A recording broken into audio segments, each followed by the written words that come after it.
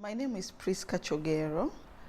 I'm a new mother, and before my baby came, when I was 38 weeks pregnant, I went for my last ultrasound. That's what the doctor recommended. So when I went there, the ultrasound found my baby was in breech position. So for that, the doctor examined me, and then she asked me like, what did I feel about it, or how do I see it exactly? So I told the doctor, since you still have time, I was hoping the baby might turn. So my doctor just looked at me, well, and I think she just left me to be, or so I can observe myself. And I was supposed to go back again on 39 weeks. And upon examination, this time the doctor just examined me, and she found the baby hadn't turned. Actually, the baby had moved, because by the first ultrasound, the head was on my right rib, so the baby had moved and the head was actually on top. So the baby was almost literally standing, we could say that.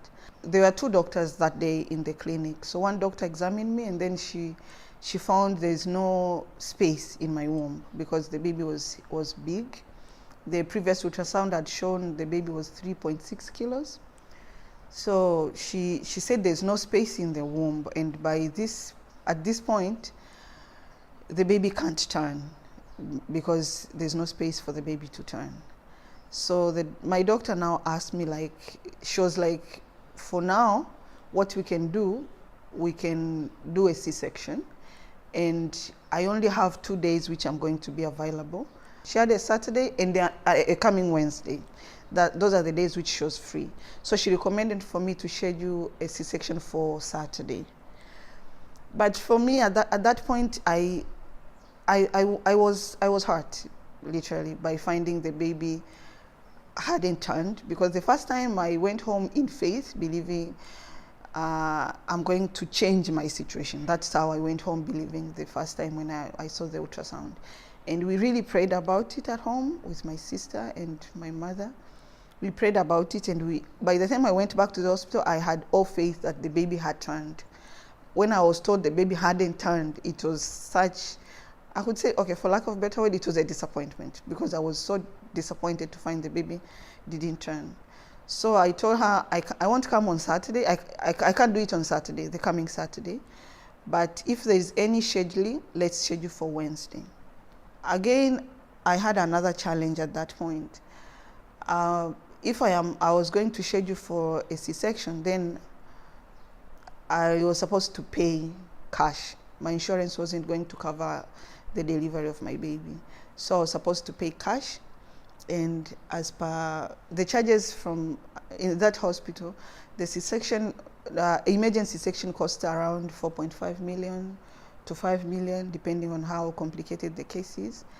So when I spoke to my doctor, I was like, I really didn't expect that I would be in this position, because I had all faith like my pregnancy would go smoothly to the end, because it was so smooth since the beginning. So I never expected there would be a complication at this point. I never arranged for cash to do the C-section. So I only had money to cover the expense if it was going to be a natural delivery. So she said she can ask for a waiver for me. So she did, and then the amount was fixed at 3.8 million. That's what we had agreed by on that Wednesday when we were in the session. She was like, I'll ask for a waiver, you pay 3.8 million, and then you come here on Tuesday, the coming Tuesday, then I'll examine you and admit you for a C-section on Wednesday. I didn't find the money. I just came back home, and I was like, if I'll need the money, I'll know where I'll find the money, but I'm not going to find the money. The first time I went to the hospital for the 38 weeks pregnancy, ultrasound, was 17th of October. That's when I found the baby was breached. And then I went back again on 24th. That's when I was just examined by the doctor. That's when the doctor found there's no room in my womb for the baby to turn at that point. And that's when the doctor recommended for a C-section. And for that, we had agreed for the dates, which was going to be, I was supposed to be admitted on 30th and operation be conducted on 31st of October. But then, by the time when I went to the hospital on 24th, I had started feeling the contractions. They were coming and going. And even when the doctor was examining me, she could feel them. She asked me, like, are you feeling the contractions? Okay, some of them I could feel, some I couldn't, but she could pick it. So she told my doctor and be like, this case, I doubt if she'll reach the next Wednesday, which is going to be 31st. So she was like, most likely, maybe it might end up being an emergency surgery, which might cost her more, since she's also having a challenge on finances. So what I recommend is for her to be given some medication so it can slow down the contractions. So the doctor prescribed for me a medication, which is called Nospa, which was supposed to slow down the contractions. So I took those medications because I really, at that point, I really wanted to reach the next week, because that week, the week which was following, we were going to have a miracle service in our church. So I knew if I'm going to give, I needed to give my God 1 week for him to fix the situation. And I knew, even though by the time I reached the miracle service, something could have been done. That's why I didn't want to go to the hospital for the C-section on Saturday, because I needed to be in church on Sunday. So I was very diligent in taking the medication. Whenever I felt the contraction, I was like, I must take the pill so they can stop. I needed to reach Sunday at that point. So that's what transpired during that week. On the day of miracle service, there are so many other people who had issues that day. So in the morning, I went to see the doctors. We were supposed to meet doctors prior administration and narrate to them our conditions so they can organize how people can be ministered properly. So I went to see one of the doctors, and then he heard my case, because my case was, my baby was in breech position up to now. But what I desire for my baby to turn and come out head first, and I desired for me to deliver, to have natural, they call it normal delivery. So that's what I desired deep down, and I wanted us to be healthy, me and baby, and for the whole delivery process to go smoothly and be complete smoothly. That was my deepest desire. So I told him that, and then he was like, do you have anything else which you want to be ministered upon? I was like, I have so many other issues, which I'm sure they are there if I want to find them. But for now, I really don't care about anything else. This is what I want. This is what I want to happen to me today. So we left, and then that was morning during the church service. In the miracle service was starting in the afternoon. In the afternoon, that's when I saw other people who came. People were on wheelchairs. Some couldn't walk properly, like there were kids who had deformed limbs. So, and doctors were organizing them. Honestly, when I saw them, I was like, well, I think I'm a list of, I have list of problems in comparison. So I wasn't among the first people to be ministered upon. The people were ministered, and then towards the end, the time had really gone by that time. Then one of my pastors, Pastor Helen Katamba, she came to me, and then she's like, why are you sitting? Why are you not going in front? And she was like, no, today is the day, because she had told herself, and the husband was like, today is the day of our miracle, and it must happen today. So she was like, today is our day. We can't leave this place before we get our miracle. So she went in front, and then she spoke to one of the doctors and be like, she has to be ministered now. And then they called me. That's when I went in front. And then I was given a chair. I sat down. Actually, what Pastor Isaac did, he ministered to other people, and then he was coming back to me. He took my hand, he put it on top of my belly, and then he was putting his own hand, and he was kind of twisting his own hand. And then after, he could leave and go minister to other people. And at that point, what I could feel, my baby was kicking so hard. Because I told some friend prior, like, my baby is a calm one. Because what he used to do, he was just stretching. You could just stretch a minute. I couldn't find a time when I could see my tummy, like he's now kicking. No, He could just stretch and a little bit of a turn or hiccups. But that day he was kicking. He kicked for like a full minute, and then he could come down, and then again Baba will come back again and do the same thing, and then baby will start kicking again. So that's how the administration went. And by that time, okay, with that kicking, which was very violent, I knew something has happened in here, because it was not his normal behavior to kick that way. So yeah, that's how the miracle service ended. And me and my pastors, Pastor Helen and Mr. Katamba, we were joyful, because we really believed that something happened that day. When we came back home with my sister, all of us believed something happened that day. And what I did, I blocked my social media that week, because I was like, I need to stay positive and focused that my miracle happened until I go back to the hospital and confirm. And that was going to happen the following Tuesday, which was going to be 30th of October. Once I entered into my doctor's room, she pulled the admission form, because we had spoken this before. So there was no like, let's check the baby, the whatnot. So she put the admission form, and then I told her, like, can we first check, because let's first check if there's any changes. She was like, fine. So I laid on the bed, and then she examined me. So, and for her, she was like, if the baby had turned, this is going to be good news. And she was excited for me, actually, by that time. So we went for ultrasound, and it was a bit late, so we waited. And then I went in. When I laid down on that bed for examination, the first question I asked the lady, I was like, all I want to know is, did the baby turn? And then the lady was like, yeah, the head is down. I was like, yeah, I was so excited. I was like, this, and like, that's what I wanted. That's all I wanted to know. So I came out of the examination room. I went out, like, I was so happy. I told my sister and my mother, they were all excited. And then that's when I started calling. I called Mom Faye, and then I called Pastor Helen, and she also, like, she was overjoyful about the news. And I called Hope. I had so many people who were standing with me, actually, I could say, like, women in our church really stood up with me. Everybody was so encouraging me, like, this is going to be well. Even when I was falling short, I knew it was going to be well. Like, I could go back and believe it is going to be well. So I called all those people, and everybody was so excited. We were so excited.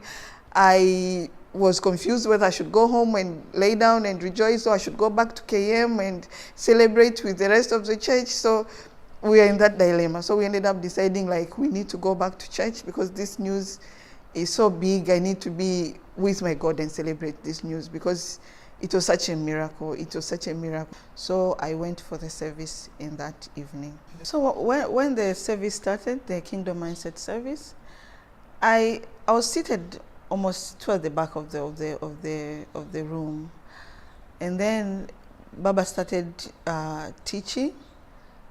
And then all of a sudden, I heard him starting to refer to my miracle, I could say. Because the feeling was so mixed, because for me, I could say it has been my desire for Baba to have my word, like, all along.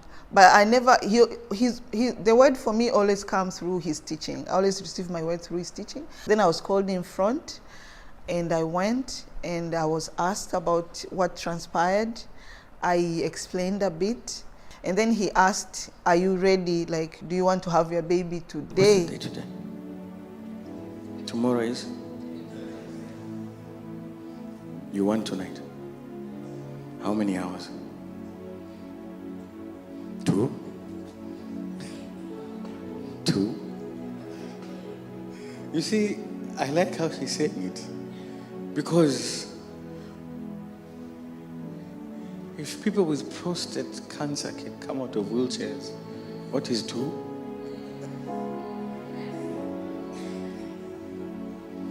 I was like, I'm very ready, because considering I'd even agreed for induction area, so I was like, I am very ready for the baby to be delivered today. So he said, like, you're going to have your baby tonight.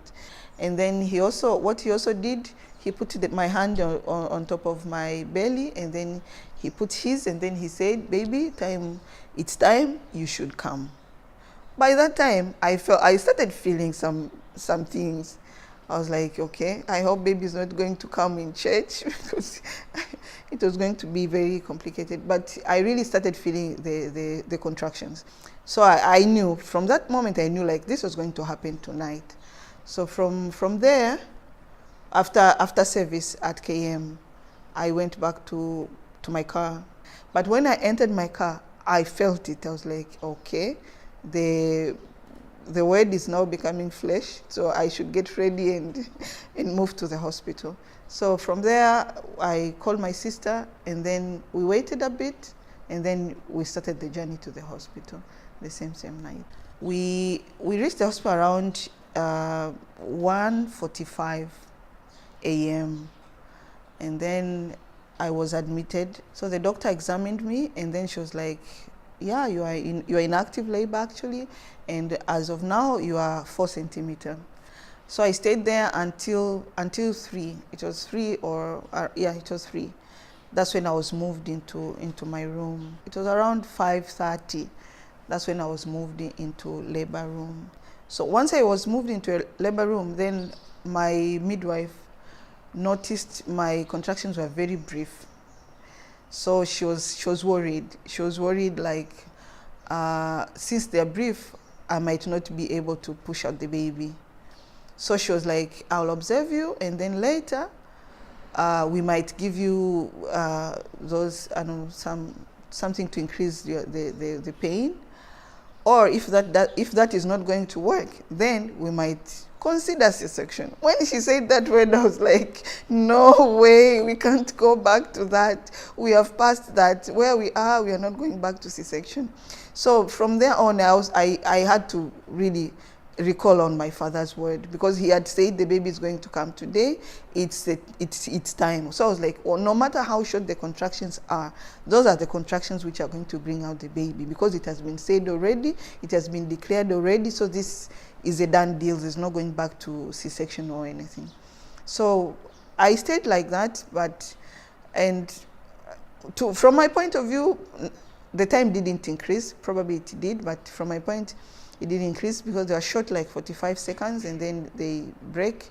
So they became more frequent, but they were still short. But they are the ones which I ended up using until I delivered the baby. So the baby was delivered at 8:30 a.m. And yeah, that's when I could say my miracle was complete, because what I desired for that day was for the baby to turn into head first position and for delivery to be normal delivery. Well, that's when it was all complete. Yeah, so after a long wait, it was 40 weeks by the time when I was ministered upon. Actually, I was 40 weeks and 2 days. And by that time, I was like, I just need to meet this person, because the feeling which I had before, I really wanted the baby to come healthy, and I was so excited actually before. And then when the blocks started rising, I was getting disappointed, because I really wanted to meet my baby healthy, and me being healthy, so I can be there for him, because I was so scared of me having a wound to nurse, and I'm supposed to take care of my baby. People usually have other complications. So now he's here, and actually it was even a surprise that he's a boy. Baba ministered, and then he said he's going to be your protector. That's when I was like, okay. This one is going to be your protector.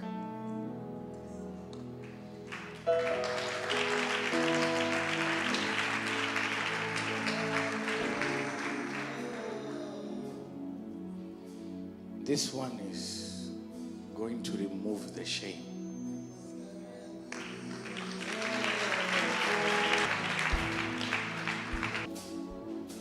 You want to hear the word and then go to the hospital? Yes, Papa. Okay. So he's a boy. Oh, he said you are carrying your protector. So I knew a woman can't protect me from my understanding. So I knew it was a boy from his ministration, and then he really spoke a lot of words about him. I'm seeing this one being very strong.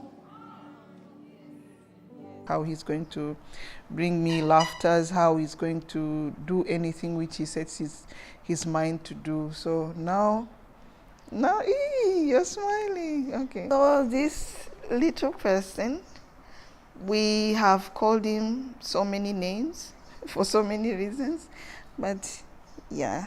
So his name is Emmanuel Amani Victor. Those are his names. Yeah, you like it. Yes. Those are his names. So, church, meet Emmanuel Amani Victor.